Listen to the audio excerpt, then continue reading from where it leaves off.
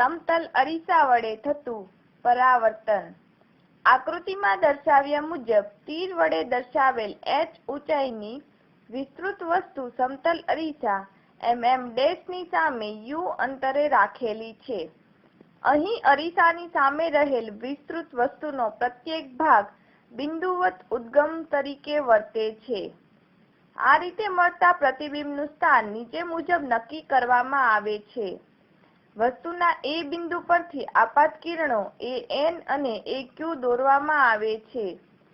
પરાવર્તનના નિયમોનો ઉપયોગ કરીને તેને અનુરૂપ કિરણો na અને qr દોરવામાં આવે છે.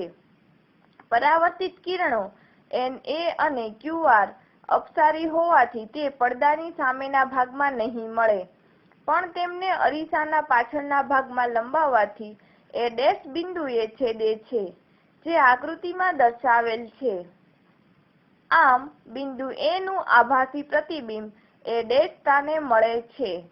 આવી રીતે A અને O વચ્ચેના બધા જ બિંદુવત ઉદ્ગમ સ્થાનોને અનુરૂપ a' અને I વચ્ચે પ્રતિબિંબ રચાય છે. પરિણામે સમતલ અરીસા વડે તેની પાછળના ભાગમાં વસ્તુ AO નું પ્રતિબિંબ a' I પ્રાપ્ત થાય છે. આકૃતિ પરથી સ્પષ્ટ છે કે સમતલ અરીસો તેનાથી v અંતરે આભાસી અને ચત્તુ પ્રતિબિંબ a' I રચે છે.